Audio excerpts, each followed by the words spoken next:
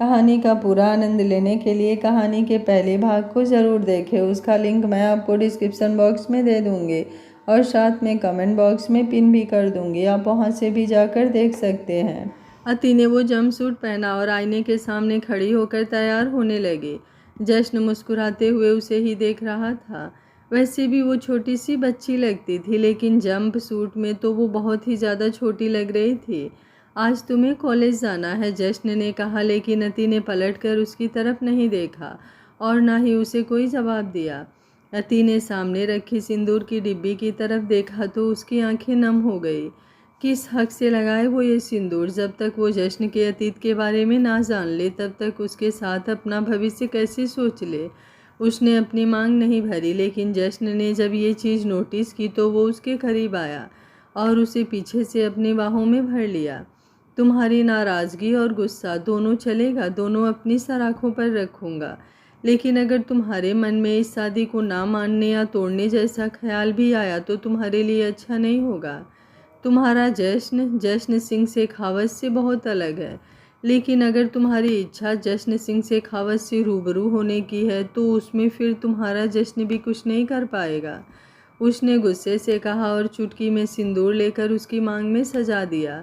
अति ने एक नज़र आईने में से अपनी भरी हुई मांग को देखा और फिर जश्न को देखती रही।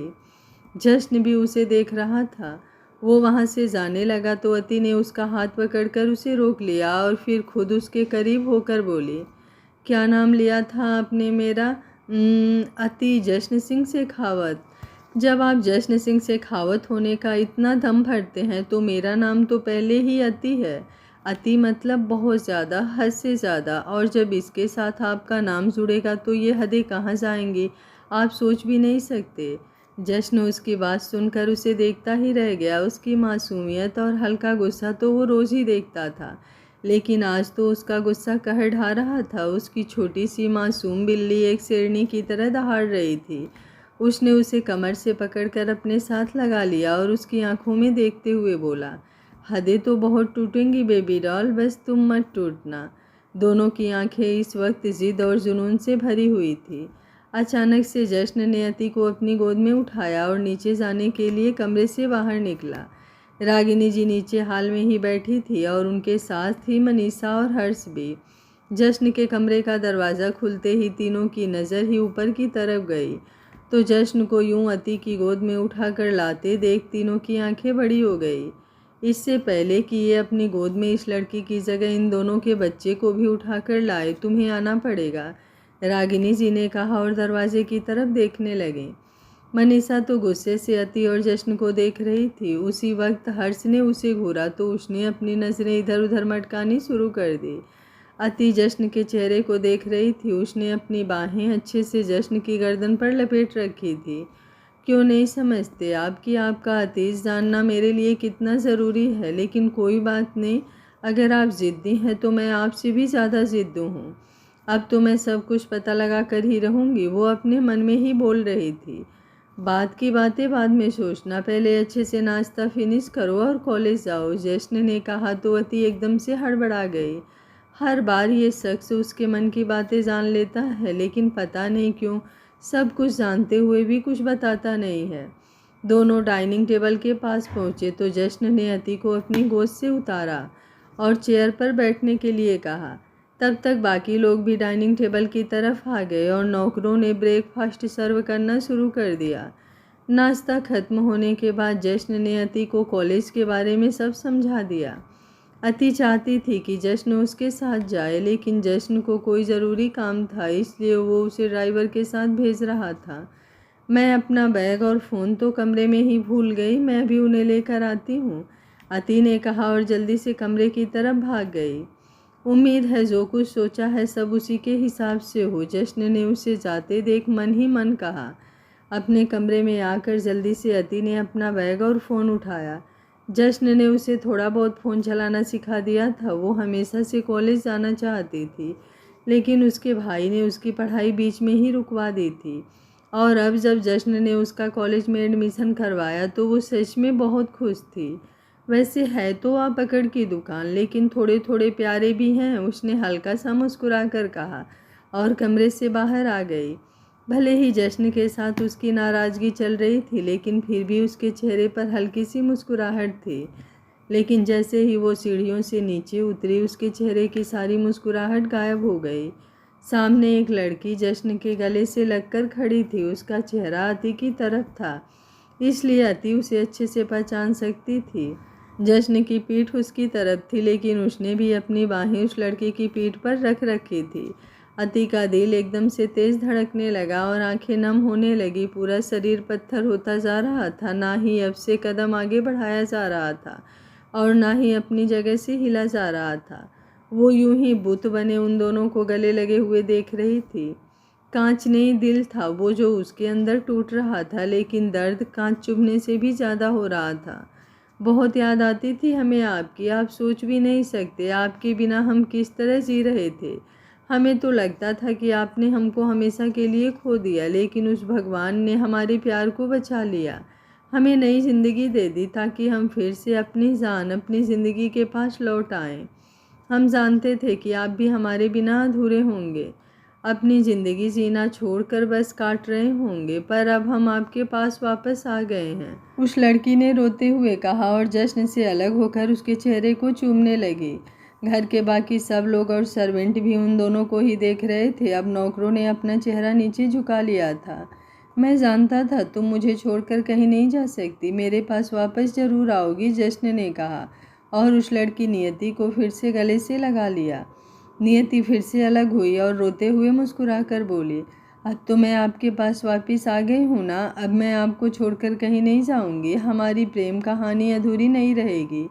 जश्न उसके आंसू साफ करने लगा और एक गहरी सांस लेकर बोला, मेरी प्रेम कहानी तो कभी अधूरी रह ही नहीं सकती, इसे तो हर हाल में पूरा होना ही होगा। नियति ने बाकी सब घर वालों की तरफ देखा और उन्हें देखकर हल्का हल्का मुस्कुराई।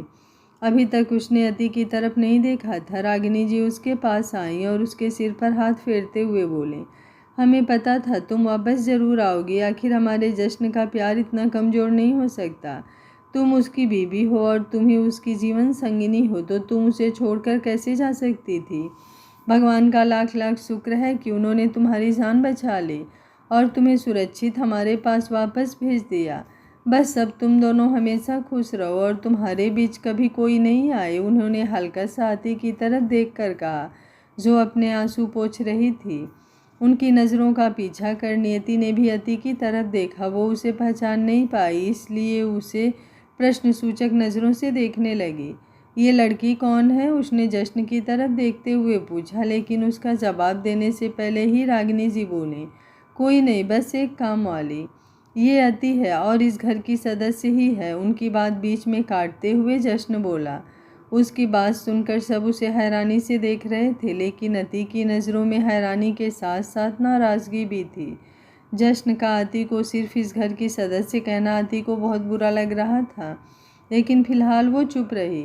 नियति अभी भी उसे सवालिया नज़रों से ही देख रही थी। उसकी नज़रों को भाप कर जश्न ने नियति को उसके कंधे से पकड़ा और अपनी तरफ घुमाते हुए बोला, ये सब बातें छोड़ो, पहले तुम मुझे ये बताओ कि आखिर तुम इतने वक्त तक कहाँ थी और आज अचानक यहाँ कैसे। उसके ऐसे सवाल पूछने से नियति थोड़ा परेशान हुई और फिर खुद को नॉर्मल करते हुए बोली, क्या आप मुझे अपने सामने सही सलामत देखकर खुश नहीं हैं जो इस तरह सवाल कर रहे हैं? नहीं, ऐसा बिल्कुल नहीं है, मुझे सिर्फ तुम्हारी फिक्र हो रही थी। जश्न ने उसके चेहरे को अपने हाथों में भर कर कहा। उसका उसके यूं करीब होना और उसकी फिक्र जताना अति को बहुत ज़्यादा बुरा लग रहा था। उसकी आंखों से आंसू बहने को आतुर हो रहे थे, जिन्हें उसने बहुत मुश्किल से रोक रखा था। मैं जानती हूँ आपकी जगह कोई भी होता तो यूं ही सवाल करता। आखिर कौन सा पति बर्दाश्त करेगा कि उसकी पत्नी यूं ही महीनों तक गायब रहे और फिर अचानक से उसके सामने आ जाए। ऐसे में हर किसी के मन में सवाल उठने तो लाजमी है, लेकिन मेरा यकीन कीजिए, इसमें मेरी कोई गलती नहीं है। उस रात जब मेरा एक्सीडेंट हुआ तो गाड़ी खाई में गिर गई थी। उस पल मुझे लगा जैसे मैं इस दुनिया से विदा हो रही हूँ, आपसे दूर हो रही हूँ, लेकिन शायद आपके प्यार में इतनी ताकत थी कि मुझे उसने आपसे दूर होने से रोक लिया। मेरी गाड़ी खाई में गिरी और पूरी तरह से जल गई, लेकिन मैं वहाँ से काफ़ी दूर गिरी जहाँ पर कुछ लोग झोपड़ी बनाकर रह रहे थे। उन्होंने मुझे घायल अवस्था में देखा तो इलाज करने के लिए अपनी झोपड़ी में ले गए। मैं बेहोश थी और मुझे बहुत सारी चोटें आई थीं। उन लोगों ने मेरा वहीं पर इलाज करना शुरू कर दिया, लेकिन काफ़ी इलाज करने के बाद भी मैं होश में नहीं आई। वो लोग रहने के लिए बार बार जगह बदलते रहते थे, इसलिए वो लोग मुझे भी अपने साथ ही वहाँ से ले गए। शायद इसलिए आप मुझे ढूंढ नहीं पाए। मुझे पूरा यकीन है कि मुझे ढूंढने के लिए आपने पूरा ज़मीन आसमान एक कर दिया होगा, उसने कहा और जश्न के गले लग गई। जश्न ने भी अपने हाथ उसकी पीठ पर रख दिए और फिर उसे खुद से अलग करके बोला, ज़मीन आसमान एक नहीं, खुद को ही मिट्टी में मिला दिया था तुम्हारे लिए। उसकी बात सुनकर नियति रोने लगी और फिर से उसके सीने से लगकर बोली, बस इसी प्यार के कारण ही आज सही सलामत आपके सामने खड़ी हूँ। इलाज के बाद मैं होश में तो आ गई, लेकिन मेरी याददाश्त चली गई थी और अब जब महीनों बाद मेरी याददाश्त वापस आई तो सबसे पहले मैंने आपको ही पुकारा, लेकिन आप मुझे कहीं नहीं मिले। अब मैं आपसे और ज़्यादा दूर नहीं रह सकती थी, इसलिए जल्द से जल्द आपके पास आ गई। मैं उन लोगों को भी अपने साथ लाई हूँ जिन्होंने मेरी जान बचाई, उसने कहा और दरवाजे की तरफ देखा। उसकी नज़रों का पीछा कर बाकी सबने भी वहाँ देखा तो वहाँ पर 2-3 लोग खड़े थे जिनकी हालत काफ़ी खस्ता दिखाई दे रही थी। जश्न ने मुस्कुराते हुए उनकी तरफ देखा और बोला, शुक्रिया मेरी बीबी का इतना साथ देने के लिए। आप लोगों के लिए तो जितना किया जाए उतना कम है, फिर भी मैं अपनी तरफ से आपको कुछ देना चाहूँगा। कहते हुए उसने अपनी जेब में से नोटों की गड्डी निकालकर रमा आंटी के हाथों में दे दी, जो उन्होंने उन लोगों को जाकर दे दिया। उन लोगों ने पहले तो नानुकुर की, लेकिन फिर वो पैसे रख लिए और वहाँ से चले गए।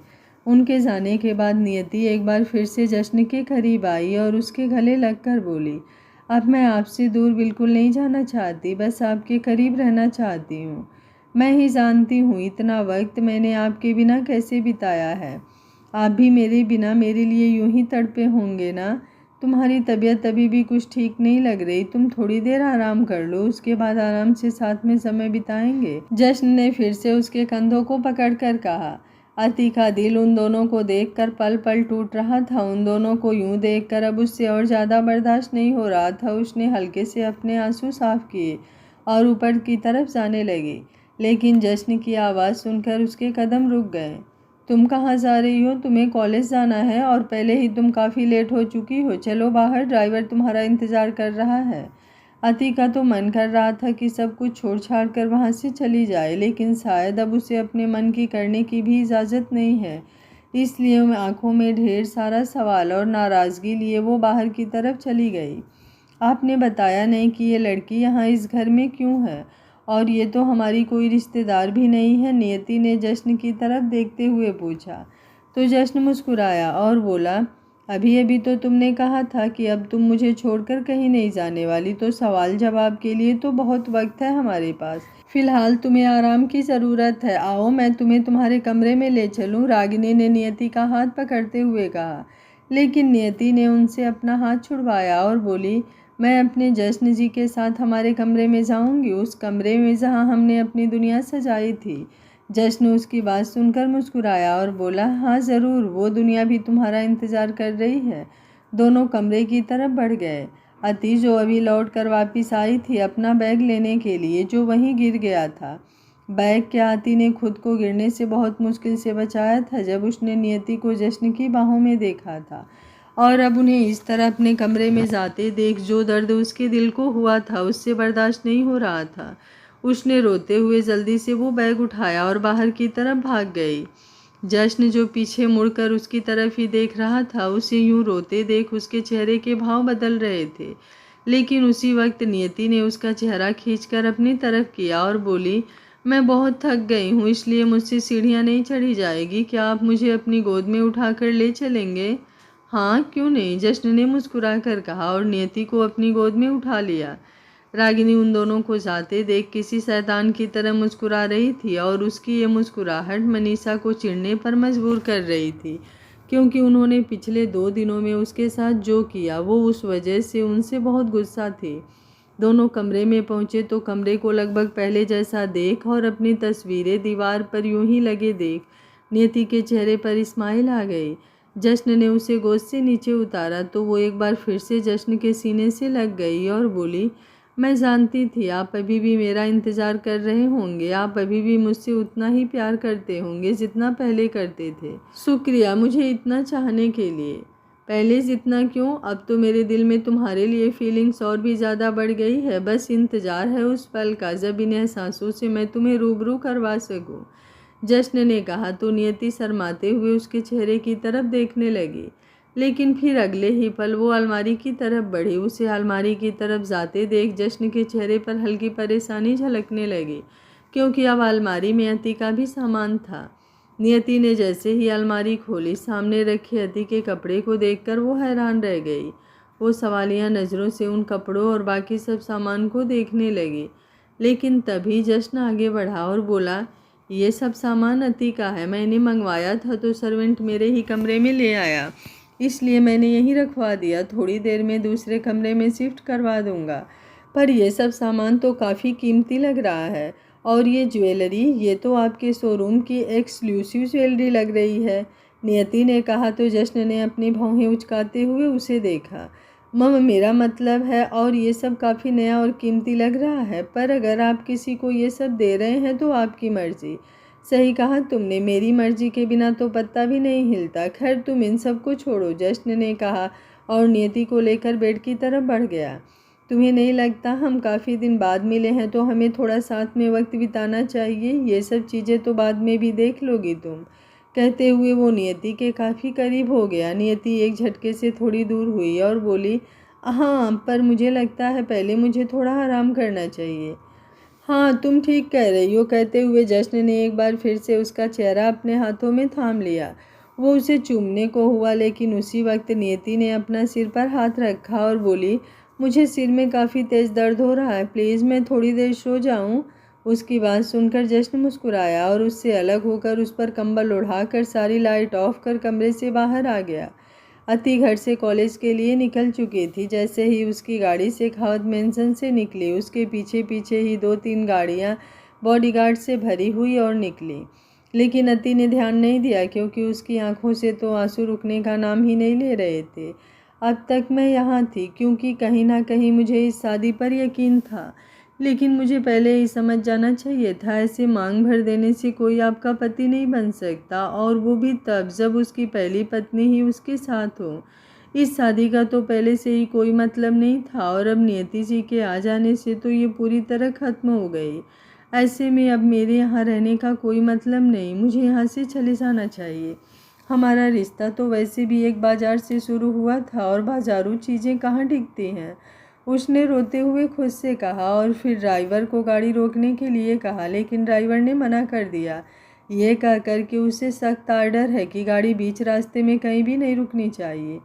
ये गाड़ी सिर्फ घर से कॉलेज और कॉलेज से घर ही जाएगी। ड्राइवर की बात सुनकर अति खींच गई और बोली, ऐसे कैसे ये गाड़ी नहीं रुकेगी? मुझे अभी इसी वक्त नीचे उतारिए, मुझे किसी कॉलेज नहीं जाना, मुझे जहाँ जाना है मैं खुद चली जाऊँगी। प्लीज़ मैडम ज़िद मत कीजिए, मैं आपकी बात नहीं मान सकता। अगर मैंने आपकी बात मानी तो जश्न साहब मुझे छोड़ेंगे नहीं। प्लीज़ मुझे मेरा काम करने दीजिए, ड्राइवर ने लगभग रिक्वेस्ट करते हुए कहा। पर उसकी बातें अति को और ज़्यादा गुस्सा दिला रही थी। वो जानती थी कि नियति जश्न की पहली बीवी है, इसलिए जश्न पर सिर्फ हक उसी का होगा, लेकिन फिर भी ये बात उसे उसका काबू खोने पर मजबूर कर रही थी। जश्न का उसे गले लगाना, उसके करीब होना, उसे यूं कमरे में लेकर आना बार बार किसी फिल्म की भांति उसके दिमाग में चल रहा था। आखिर में फ्रस्ट्रेट होकर उसने पीछे बैठे ही गाड़ी की हेड ब्रेक एकदम से खींच दी, तो गाड़ी एक झटके से रुक गई। ड्राइवर जब तक कुछ समझता उससे पहले ही अति फुर्ती से गाड़ी से बाहर निकल गई, और गाड़ी से बाहर निकलते ही वो जल्दी से पीछे की तरफ भागी। अति जिस गाड़ी में बैठी थी उसे रुकते देख सारे बॉडीगार्ड्स वाली गाड़ी भी एकदम से रुक गई, लेकिन वो सब थोड़ी दूर पर ही थे, और अति अनजाने में उन्हीं गाड़ियों की तरफ भाग रही थी। इतनी सारी गाड़ियों को एकदम से रुकते देखा, और वो सारी गाड़ियाँ एक जैसी ही थी, इसलिए अति को शक सा होने लगा। उसकी हालत इस वक्त आगे कुआं पीछे खाई वाली हो गई थी, लेकिन उस तरफ बहुत से लोग हो सकते थे, इसलिए अति ने वापस पीछे की तरफ भागना बेहतर समझा। लेकिन जैसे ही वो पीछे मुड़ी, उसने देखा कि एक काफ़ी तेज़ स्पीड में गाड़ी उसकी तरफ बढ़ रही है। वो ना ही साइड हट पाई और ना ही पीछे की तरफ, और वो एकदम से बिल्कुल गाड़ी उसके कदमों के पास आकर रुकी। तो डर के मारे उसने अपनी आंखें बंद कर ली। उसे ऐसा महसूस हो रहा था जैसे ये पल उसकी ज़िंदगी का आखिरी पल हो और वो गाड़ी हवा को चीरती हुई उसे अपने साथ ही ले उड़ेगी। बेबी डॉल, जब उसने ये शब्द सुने तो सहमते हुए और तेज़ी से सांस लेते हुए अपनी आंखें खोली।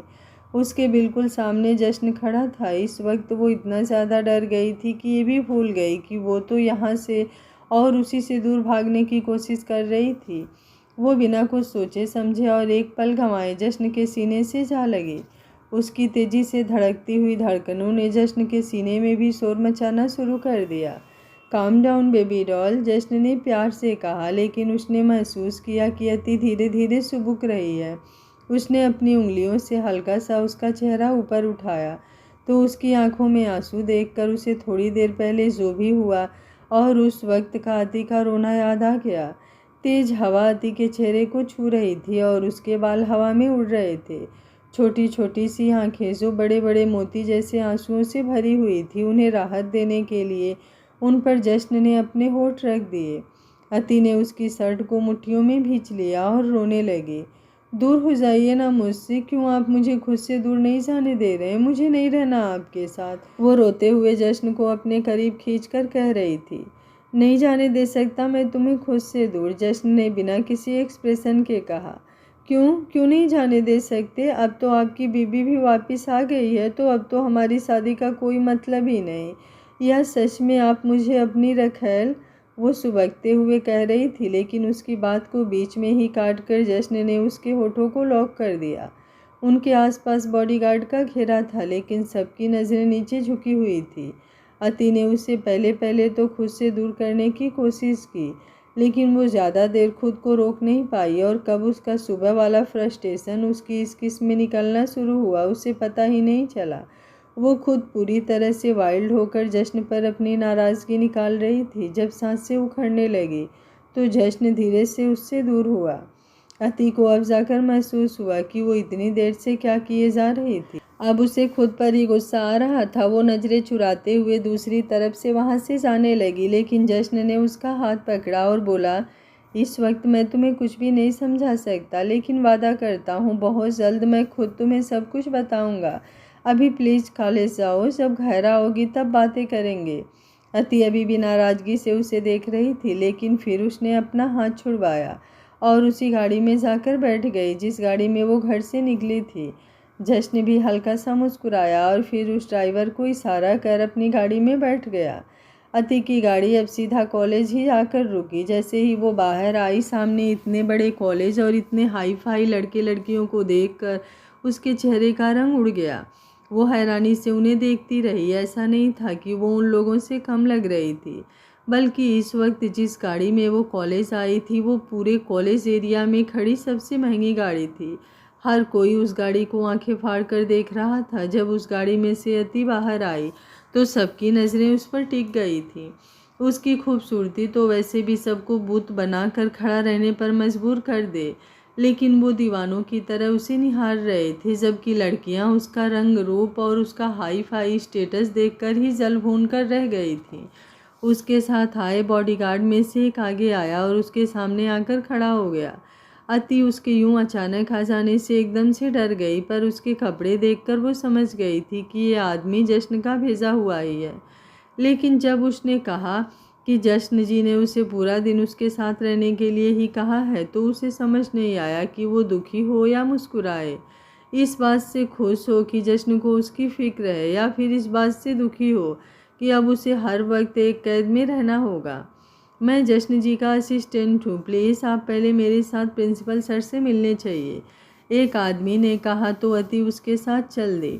प्रिंसिपल सर उसे देखकर मुस्कुराए और फिर उससे बात करने के बाद खुद उसे क्लास में छोड़ने आए। स्कूल के प्रिंसिपल को इस तरह किसी स्टूडेंट के साथ उसकी क्लास में जाते देख स्टूडेंट्स और भी ज़्यादा हैरान हो गए थे। अगर आपको कोई भी प्रॉब्लम हो तो प्लीज़ आप जश्न जी को बताने से पहले मुझे बताइएगा, उस प्रिंसिपल ने कहा। तो अति ने हैरानी से उन्हें देखा और फिर मन ही मन बोली, ये अकड़ की दुकान हर किसी के लिए हिटलर बनकर घूमता है, सबको डरा कर रखता है। पता नहीं खुद भी किसी से डरता होगा या नहीं।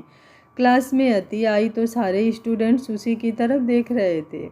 सबकी नज़र खुद पर पाकर अति को बहुत अजीब लग रहा था, इसलिए वो जल्दी से जाकर खाली सीट पर बैठ गई। लेकिन उसके साथ वाली सीट पर एक लड़की बैठी थी, जहाँ बाकी सब स्टूडेंट्स का ध्यान उसकी तरफ ही था। वहीं वो लड़की सिर्फ अपनी किताबों में डूबी हुई थी। एक एक करके अति ने सारी क्लासेज अटेंड की। कुछ लड़के थे जो बार बार उसके आसपास घूम रहे थे, लेकिन उसने किसी की तरफ ध्यान नहीं दिया। लड़कियां भी उससे दोस्ती करना चाहती थी, लेकिन ये सोचकर कि वो काफ़ी अमीर और बड़े घर की लग रही है, पता नहीं उससे बात भी करेगी या नहीं, इसलिए आगे ही नहीं आई। यूं ही पूरा दिन बीत गया। पहला दिन होने के कारण अति को थोड़ी बहुत मुश्किल आई, लेकिन जब भी वो थोड़ी परेशान सी होती तो वो बॉडीगार्ड, जिसका नाम संदीप था, वो एकदम से उसके सामने आ जाता और उससे उसकी प्रॉब्लम पूछकर चुटकियों में ही हल कर देता। दोपहर होने तक वो कॉलेज में ही रही। उसने गाड़ी में आकर अपना फ़ोन चेक किया, जिस पर कोई भी नोटिफिकेशन नहीं था। उसने सोचा था शायद जश्न ने उसे कॉल किया हो, लेकिन ना ही उसका कोई मैसेज आया और ना ही कोई कॉल, इसलिए उसका चेहरा उतर गया। घर वापस जाने की सोच से ही उसे घबराहट हो रही थी, जाने वो सब का सामना कैसे करेगी। अगर नियति जी मुझसे कुछ पूछ लिया तो। वो सोच ही रही थी कि गाड़ी शेखावत मेंशन में आकर रुकी। नियति उस वक्त हॉल में रागिनी जी और मनीषा के साथ ही थी। अति के कॉलेज जाने के बाद जश्न भी ऑफिस चला गया था और अब तक वापस नहीं आया था। अति अंदर आई और चुपचाप अपने कमरे की तरफ जाने लगी, लेकिन जैसे ही वो सीढ़ियाँ चढ़ने लगी, नियति ने उसे टोका और बोली, मैं कब से तुम्हारा इंतज़ार कर रही थी। सुबह भी तुम जल्दी में थी और मेरी तबीयत भी कुछ ठीक नहीं थी, इसलिए तुमसे बात ही नहीं कर पाई। आओ थोड़ी देर हमारे साथ बैठो, थोड़ी बहुत बातचीत भी हो जाएगी और जान पहचान भी। रागिनी जी और मनीषा अभी एविल स्माइल के साथ उसे देख रही थी। अति को तो कुछ समझ ही नहीं आ रहा था कि नियति को क्या जवाब दे। अगर उसने कुछ ऐसा सवाल पूछ लिया जिसका जवाब उसके पास ना हुआ तो अब तो जश्न भी नहीं है जो उसकी जगह में जवाब देगा। मैं थोड़ा थक गई हूँ, इसलिए थोड़ी देर आराम करने का मन कर रहा है। क्या मैं आपसे बाद में बात करूँ? उसने नरमी से कहा, लेकिन उसकी बात सुनकर नियति की भौहें तन गई। तुम्हें नहीं लगता तुम्हें मुझे ऐसा जवाब नहीं देना चाहिए था? तुम हमारी मेहमान हो, बस इसलिए मैं तुमसे बात करना चाहती थी। लेकिन तुम तो शायद खुद को कहीं की राजकुमारी समझती हो कि तुमसे बात करने के लिए मैं तुम्हारा इंतज़ार करूँगी। नियति ने पूरे एटीट्यूड के साथ अपनी जगह से खड़ी होकर कहा। उसी वक्त जश्न, जो अभी अभी वापस आया ही था, कि दरवाजे पर नियति की बात सुनने के लिए रुक गया था। वो बोला, तुम गलत समझ रही हो नियति, अति का मतलब वो नहीं था। आज उसका कॉलेज में पहला दिन था, इसलिए शायद वो कुछ ज़्यादा ही थक गई है। ठीक वैसे ही जैसे तुम सुबह थक गई थी जब मैं तुमसे बात करना चाहता था। जश्न को देख सब चौंक गए। हाँ, आप शायद ठीक ही कह रहे हैं, कोई बात नहीं, तुम जाओ, डिनर के वक्त बात करते हैं हम, नियति ने अति से कहा। तो वो गुस्से से जश्न को देखती हुई ऊपर चली गई। जश्न ने उसे यूं देखा तो खुद को मुस्कुराने से रोक नहीं पाया। वो भी अपने कमरे की तरफ बढ़ गया। नियति भी उसके पीछे पीछे आने लगी, लेकिन जश्न सीढ़ियों पर रुककर पलटकर बोला, क्या तुम मेरे लिए एक कप कॉफ़ी बना दोगे? आज बहुत दिनों बाद तुम्हारे हाथ की कॉफ़ी पीने का मौका मिला है। नियति उसे मना नहीं कर पाई और मुस्कुराकर किचन की तरफ बढ़ गई। जश्न जल्दी से कुछ सोचते हुए अपने कमरे की तरफ बढ़ा। उसे जाते देख रागिनी भी जल्दी से किचन की तरफ भागी। अति कमरे में आई और अपने कपड़े ढूंढने लगी, क्योंकि उसे चेंज करना था, लेकिन अलमारी से उसका सारा सामान गायब था। उसका बाकी सामान भी कमरे में उसे कहीं नहीं दिखाई दे रहा था। दरवाजे पर जश्न के कदमों की आहट पाकर उसने नज़रें उठाकर उसकी तरफ देखा। आखिर इस कमरे में और आपकी ज़िंदगी दोनों से मेरी जगह ख़त्म हो ही गई, उसने हल्का सा मुस्कुराकर कहा, लेकिन उसकी आंखें नम थे। लेकिन जश्न ने कुछ नहीं कहा, बस चुपचाप उसके पास आया और उसे अपनी गोद में उठाकर कमरे से बाहर की तरफ बढ़ गया। अति को गोद में उठाकर जश्न कमरे से बाहर ले आया और फिर अपने कमरे के बिल्कुल साथ वाले कमरे में ले गया। ये कमरा भी लगभग जश्न के कमरे जैसा ही था, लेकिन इस कमरे में उसकी और नियति की तस्वीरें नहीं थी। उसने पहले अति को नीचे फर्श पर उतारा और फिर जाकर दरवाज़ा बंद कर दिया। कमरे में जगह मायने नहीं रखती, लेकिन ज़िंदगी में तुम्हारे अलावा और किसी के लिए जगह नहीं। जश्न कहते हुए उसके करीब बढ़ा तो अति हल्का सा व्यंग से मुस्कुराई और बोली, बातें काफ़ी अच्छी कर लेते हैं आप, और अपनी बातों से किसी को पागल भी बहुत जल्द बना देते हैं। तभी तो मैं पागल हो गई, लेकिन अब मुझे सब समझ में आ गया है। उसने कमरे में रखे अपने सामान को देखते हुए कहा। क्या समझ में आ गया? जश्न ने उसे अपने करीब खींचते हुए कहा और उसकी कमर पर अपने हाथ रख दिए। बच्ची नहीं हूँ जो इतनी सी बात नहीं समझ पाऊँ कि अब आपकी ज़िंदगी में, आपके कमरे में और आपके घर में मेरी कोई भी जगह नहीं है। आपकी पहली बीवी आपके पास वापस आ चुकी है और मैं तो आपकी बीवी हूँ भी नहीं। सिर्फ एक मांग में सिंदूर भर देने से शादी नहीं हो जाती। इतनी बड़ी बड़ी बातें मत किया करो, बच्ची हो, बच्ची बनकर रहा करो। जश्न ने उसके होठों पर उंगली रखते हुए कहा, लेकिन अति ने गुस्से से उसकी उंगली अपने होठों से हटाई और बोली, मैंने कहा ना बच्ची नहीं हूँ। जश्न ने बड़े कातिलाना अंदाज से मुस्कुराते हुए उसकी तरफ देखा और फिर उसे यूं ही कमर से पकड़कर धीरे धीरे दीवार की तरफ घुमाया तो उसके चेहरे के एक्सप्रेशन बदले और वो खींचते हुए बाथरूम में जाने लगी। अति गुस्से से उसे देख रही थी, लेकिन उसके गुस्से का जश्न पर कोई असर नहीं था। बच्ची ही हो तुम, उसने उसे दीवार से लगाकर उसकी आंखों में देखते हुए कहा। लेकिन अति ने उसके सीने पर अपने हाथ रखे और उसे हल्का सा धक्का देते हुए बोली, क्या बार बार बच्ची बच्ची लगा कर रखा है? मैंने कहा ना मैं कोई बच्ची नहीं हूँ। और अगर अब एक बार भी और, वो कहते कहते ही रुक गई क्योंकि जश्न ने उसके और चेहरे के करीब आ गया। जश्न ने उसे कांपने पर मजबूर कर दिया था। मेरी बच्ची ही हो तुम, सिर्फ मेरी ही, बताओ हो ना? उसके चेहरे की तरफ बढ़ते हुए और उसके दोनों हाथों को अपने हाथों में पकड़कर उसकी उंगलियों को अपनी उंगलियों में जकड़ते हुए दीवार से लगाकर बोला। अति की सांसें बहुत तेज हो चुकी थी। जश्न का उसके करीब आना उसे हर बार बेकाबू करने लगता था। जो एहसास अति को महसूस होते थे उन्हें रोक पाना उसके लिए बहुत मुश्किल होता था, लेकिन फिर भी वो उसकी बात को ना मानते हुए नहीं नहीं हूँ बड़बड़ाई।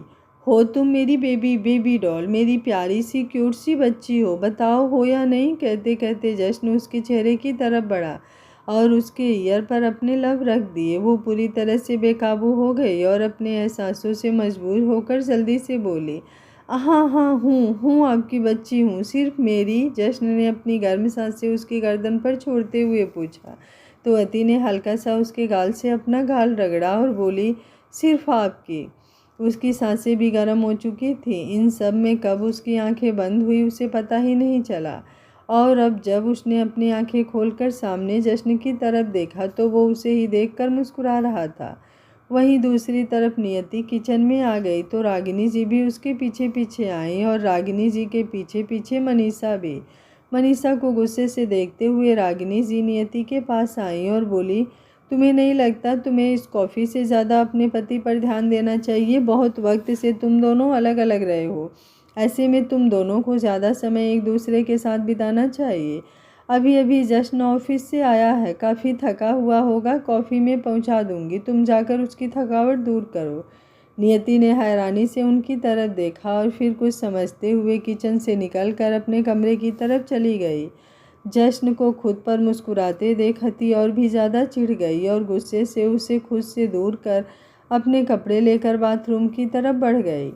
लेकिन बाथरूम में एंटर करने से पहले उसने एक बार पलटकर जश्न की तरफ देखा और इस तरह से मुंह बनाया जैसे कह रही हो, नहीं हूँ मैं बच्ची। लेकिन उसी वक्त जश्न ने अपने भौहें उचकाकर उसकी तरफ देखा तो उसके चेहरे के एक्सप्रेशन बदले और वो खींचते हुए बाथरूम में चली गई। नियति कमरे में आई तो जश्न उसे कहीं भी दिखाई नहीं दिया। जश्न जी, आप बाथरूम में हैं क्या? पूछते हुए वो बाथरूम की तरफ बढ़ी, लेकिन जैसे ही उसने दरवाज़ा खोला पीछे से आवाज़ आई, क्या हुआ? आज मुझे नहलाने का मन कर रहा है क्या तुम्हारा? एकदम से जश्न की आवाज़ सुनकर वो डर गई और पीछे की तरफ पलटी। पीछे जश्न कमर से नीचे तौलिया बांधे और एक तौलिया गले में लटकाए खड़ा था। वो मैं तो बस पूछ रही थी कि कॉफ़ी को मारो गोली, आओ दोनों चलकर इकट्ठे नहाते हैं, पानी भी बचेगा और बहुत दिनों से तुम्हारे करीब नहीं हुआ हूँ तो। कहते हुए उसने तौलिया घुमाया और नियति की कमर पर रख कर उसे अपने करीब खींच लिया। नियति के हाथ उसके सीने पर आ लगे तो उसे ऐसा लगा जैसे उसने किसी जलती हुई भट्ठी पर अपना हाथ रख दिया हो। उसने जल्दी से नहीं कहते हुए अपने हाथ पीछे खींच लिए, लेकिन फिर अगले ही पल उसने जश्न की गर्दन पर अपने हाथ लपेटे और उसे अपने करीब खींचते हुए बोली, नहीं, मेरा मतलब हाँ क्यों नहीं, मैं खुद अब अपने आप को आपसे दूर नहीं रखना चाहती। जश्न उसकी बात सुनकर एकदम हैरान रह गया, लेकिन उसकी हैरानी तब और भी ज़्यादा बढ़ गई जब नियति उसके सीने पर होठ रखते हुए बोली, मैं भी आपके करीब होकर आपको महसूस करना चाहती हूँ, हमारे बीच की सारी दूरियाँ ख़त्म करना चाहती हूँ। जश्न को तो जैसे एक 440 वोल्ट का झटका लगा हो। वो कुछ कहने को हुआ, लेकिन उससे पहले ही अचानक उसकी नज़र दरवाजे पर गई, जहाँ अति आंखों में नमी भरकर खड़ी थी। उसके हाथों में जश्न का फ़ोन था, जो वो शायद उसके कमरे में ही भूल आया था। जश्न ने उसकी तरफ देखा तो उसने अपनी नज़रें फेर ली। उसकी आंखों में आंसू मुश्किल से ही रुके हुए थे। वो बस जल्दी से अपने कमरे में जाकर खूब सारा रोना चाहती थी। जिस तरह जश्न उसके करीब होता था, उसी तरह वो नियति के करीब खड़ा था। कैसे समझे वो इस इंसान को जो एक तरफ उसके पास आकर उस पर प्यार लुटाता है, हक जताता है, और दूसरी तरफ थोड़ी ही देर में किसी और के करीब चला जाता है। एक इंसान दो चेहरे लेकर कैसे घूम सकता है? क्या सच है क्या झूठ है वो नहीं जानती, लेकिन जो अपनी आंखों से देख रही थी उसे भी तो नहीं झुठला सकती थी। वो पहले तो यूं ही वहाँ से वापस जाने को हुई, लेकिन फिर धीमे धीमे कदमों से अंदर आई और वो फ़ोन टेबल पर रखते हुए बोली, माफ़ करिएगा आप दोनों को डिस्टर्ब किया, लेकिन ये फ़ोन देना ज़रूरी था। नियति अभी भी जश्न के गले में बाहें डालकर खड़ी थी। जश्न ने खुद उसके हाथों पर हाथ रखे और उसकी बाहें नीचे कर दी। उसके ऐसे करने से नियति की भौहें तन गई, लेकिन फिर वो झूठा मुस्कुराते हुए आगे आई और अति की तरफ देखते हुए बोली, वो सब तो ठीक है, लेकिन ये फ़ोन तुम्हारे पास आया कैसे? ये तो जश्न जी का फ़ोन है, जो वो एक पल के लिए भी खुद से दूर नहीं करते। दूर तो मैं तुम्हें भी खुद से नहीं जाने देता था, लेकिन तुम भी तो दूर चली गई थी ना, पीछे से जश्न ने एकदम कड़कती हुई आवाज़ में कहा। तो नियति पलटी और बोली, वो सब तो एक हादसा था। ये घर भी बहुत बड़ा है और यहाँ ऐसे छोटे मोटे हादसे होते रहते हैं, जहाँ कोई चीज़ एक जगह से दूसरी जगह घूमती रहती है। इतनी चिंता मत करो, और अगर चिंता करनी ही है तो अपने पति की करो। आज सच में तुम्हारे हाथ की कॉफ़ी पीने का मन था, लेकिन तुम तो शायद पूछताछ करने में बिजी हो। खैर कोई बात नहीं, मेरे लिए कॉफ़ी अति ले आएगी। जश्न ने कहा तो अति ने हैरानी से उसकी तरफ देखा। कितना ढीठ है ये बंदा। आप जानते हैं इस वक्त मेरी क्या हालत हो रही होगी, लेकिन फिर भी आपको कॉफ़ी की पड़ी है। मन करता है एक पूरा टब कॉफ़ी बनाऊं और उसमें आपको डुबो दूं। वो क्यों बनाएगी आपके लिए कॉफ़ी? बनाओगी ना मेरे लिए एक कप कॉफ़ी? नियति और जश्न बारी बारी से एक साथ बोले। अति बेचारी उन दोनों को देखती रही। वो पहले जाकर अपने दिल को रोए या इस हस्बैंड वाइफ के बीच में चक्की बनकर पीसे, पर दिल तो दिल है जो ना चाहते हुए भी बस जश्न की ही बात मानता रहता है। उसने हल्का सा सिर हिलाकर कहा, मैं कॉफ़ी बना कर लाती हूँ। नियति उसे देखती रही और वो कमरे से बाहर चली गई। हाँ तो क्या कह रही थी तुम? छोड़ो जो भी कह रही थी, बातें बहुत कर ली, अब थोड़ा एक्शन हो जाए, जश्न ने शरारती मुस्कुराहट के साथ कहा और फिर से नियति की तरफ बढ़ गया। उसे अपने करीब आते देख उसका वो तपता हुआ बदन फिर से नियति को याद आ गया और वो हड़बड़ाते हुए बोली, वो मुझे याद आया, मैंने आपके लिए कॉफ़ी के साथ नाश्ता भी रेडी करवाना था, मैं बस अभी आई। इतना कहकर वो जल्दी से कमरे से भाग गई। जश्न मुस्कुराया और फिर अपना टॉवेल बेड पर फेंक कर नहाने चला गया।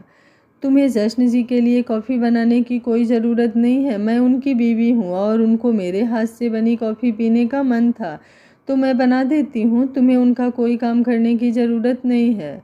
अति जो पहले ही बुरी तरह से खींच चुकी थी, किचन में खड़ी कॉफ़ी बना रही थी, लेकिन कॉफ़ी से ज़्यादा ध्यान तो उसका जश्न पर था, जो ना जाने उसके ख्यालों में नियति के साथ क्या क्या कर रहा था। वो नियति की तरफ पलटी और बोली, मन तो शायद उनका आपके हाथ की कॉफ़ी पीने का ही था, लेकिन आपने बनाई नहीं इसलिए उन्होंने मुझे बोल दिया। खैर अब आप आ ही गई हैं तो आप भी बना लीजिए, उन्हें जिसकी कॉफ़ी पीनी होगी पी लेंगे। अति ने भी उसे उसी के तरीके से जवाब दिया तो नियति का चेहरा गुस्से से लाल हो गया। तुम्हें नहीं लगता तुम्हारी ज़बान कुछ ज़्यादा ही चलती है? इस घर में मेहमान हो, मेहमान की तरह रहो। क्या करूं, मेरी ज़ुबान मेरे बस में नहीं, होती तो शायद इससे भी ज़्यादा चलती। और रही बात इस घर में रहने ना रहने की, तो मैंने कब कहा कि मुझे इस घर में रहना ही है। आप चाहें तो निकलवा दें, लेकिन शायद चाहने से कुछ होता नहीं ना। उसकी इस जवाब ने तो नियति को और भी ज़्यादा भड़का दिया था। वो अभी उसे गुस्से से देख रही थी कि अति ने कॉफ़ी कप में डाली और फिर कप ट्रे में रखते हुए बोली, जानती हूँ सारे हक और जिम्मेदारी आपकी ही है, लेकिन अगर मुझसे जश्न जी ने कुछ कहा है तो करे बिना रह नहीं पाऊंगी। इतना कहकर वो बिना रुके ट्रे लेकर किचन से बाहर आ गई। पीछे से नियति ने गुस्से से वहाँ रखे बाकी सामान को देखा और अपने हाथ से नीचे फेंक दिया। वो गुस्से से कांप रही थी, फिर कुछ सोचते हुए गुस्से में ही किचन से बाहर निकल गई। अति कमरे में आई तो दरवाज़ा खुला देखकर बड़बड़ाई, जब मैं इस कमरे में थी तो पूरे दिन में 1 मिनट के लिए भी दरवाज़ा नहीं खुलता था, और अब जानबूझकर मुझे जलाने के लिए पूरा दिन दरवाज़ा खुला रखेंगे। पर मुझे भी कोई फ़र्क नहीं पड़ता, आप चाहे किसी के कितना भी करीब हो। मैं क्यों रोऊं? कहते कहते हुई वो रुआन सी हो गई थी। वो अंदर आई तो अभी भी जश्न कमर पर टॉवल लपेटे ही खड़ा था, लेकिन अब वो नहा चुका था। अति ने एक नज़र जश्न को देखा, फिर कॉफ़ी टेबल पर रखकर वहाँ से जाने लगी कि जश्न ने जल्दी से आगे आकर उसका हाथ पकड़ा और बोला, नाराज़ हो? मैं भला आपसे नाराज़ क्यों होऊंगी? मुझे तो ना आपसे रूठने का हक है और ना ही आपको मनाने का। कॉफ़ी पी लीजिए, आपकी बीवी जैसी तो नहीं बनाई होगी, लेकिन जैसी भी आती थी बना दी। इतना कहकर ही उसने अपना हाथ छुड़वाया और फिर एक नज़र नाराज़गी से जश्न को देखकर वहाँ से जाने के लिए पलट गई। लेकिन जैसे ही वो पलटी उसकी चीख निकल गई, क्योंकि उसके पीछे खड़ी नियति के हाथ में पकड़ा हुआ गरम गरम कॉफ़ी का कप उसके हाथ पर गिर गया। आह! वो दर्द से चिल्लाई और बिलख कर रोने लगी। उसका पूरा हाथ लाल हो चुका था और वो कांप रही थी। उसे दर्द से कराहते देख नियति के चेहरे पर एक शैतानी मुस्कुराहट तैर रही थी, लेकिन जश्न उसे दर्द में देखकर तड़प उठा था। वो जल्दी से उसकी तरफ आया और उसे गोद में उठाकर बाथरूम में ले गया और जाते जाते बाथरूम का दरवाज़ा भी बंद कर दिया। नियति हैरानी से उसे देखती रही।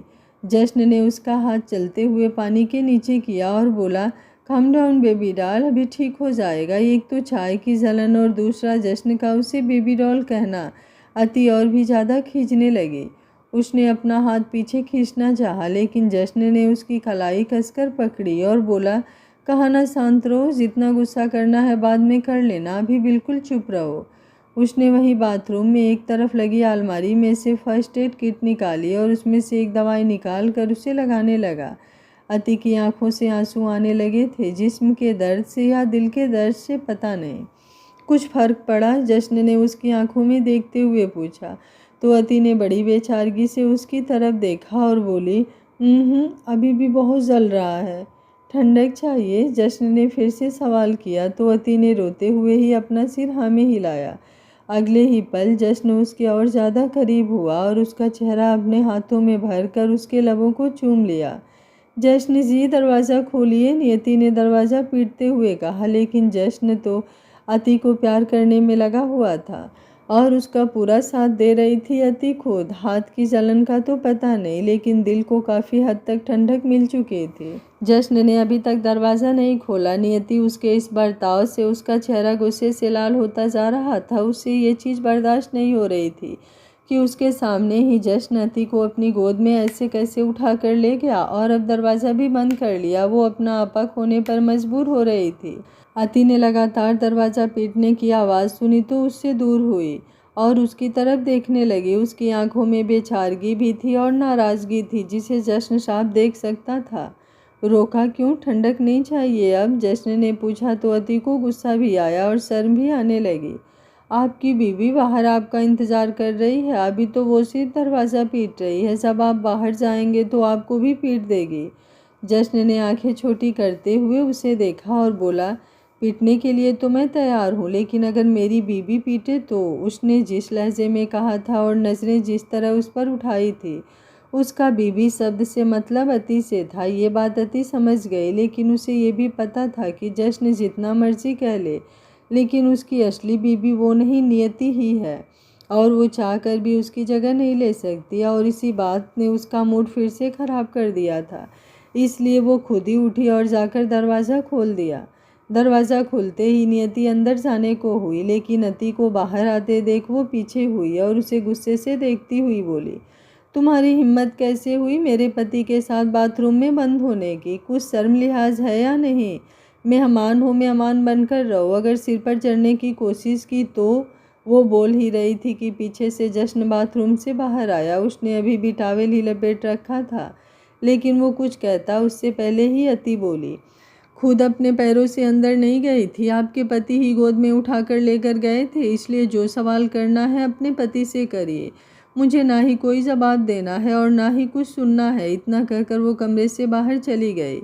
किसी सवाल का जवाब चाहिए क्या तुम्हें? जश्न ने कहा तो नियति ने गुस्से से उसकी तरफ देखा और बोली, आप बहुत बदल गए हैं। पहले आपने कभी मेरे साथ ऐसा बर्ताव नहीं किया और ना ही इस तरह से बात की।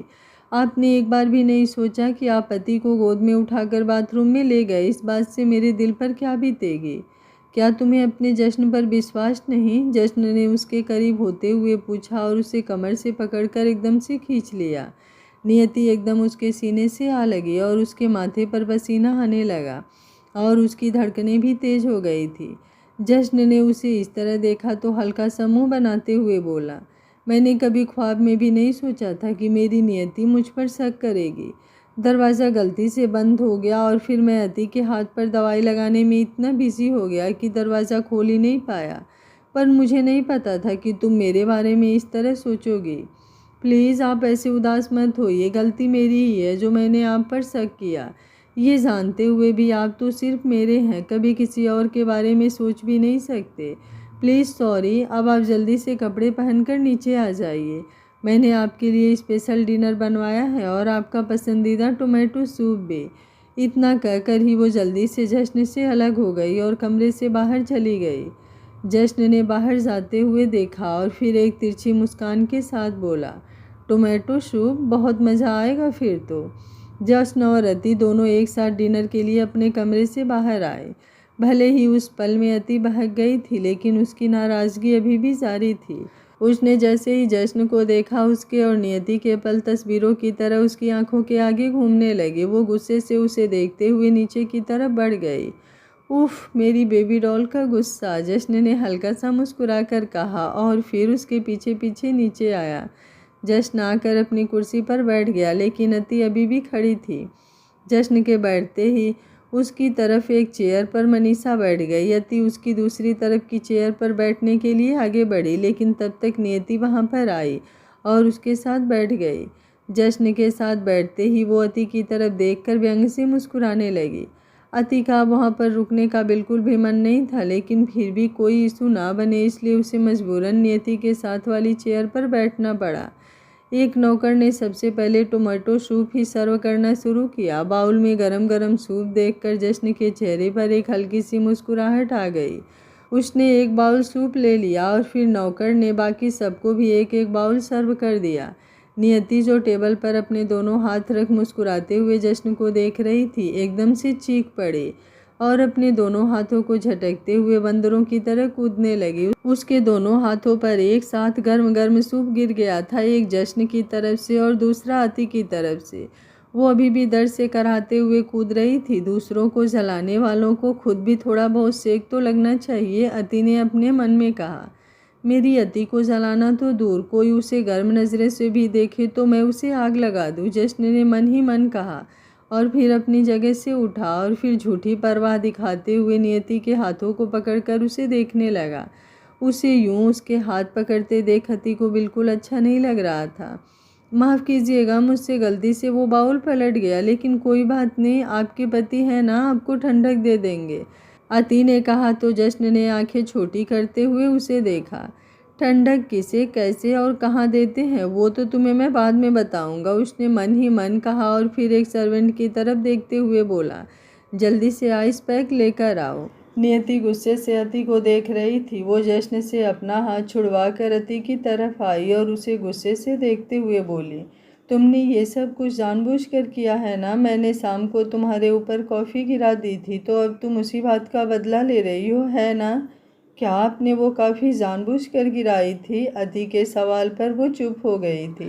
आज का पार्ट आपको कैसा लगा कमेंट बॉक्स में अपनी राय ज़रूर दीजिएगा। उम्मीद करती हूँ कहानी आप लोगों को पसंद आ रही होगी। पसंद आ रही है तो लाइक शेयर एंड चैनल को सब्सक्राइब कर लीजिएगा। Thank you for watching. मिलते हैं कहानी के अगले भाग में।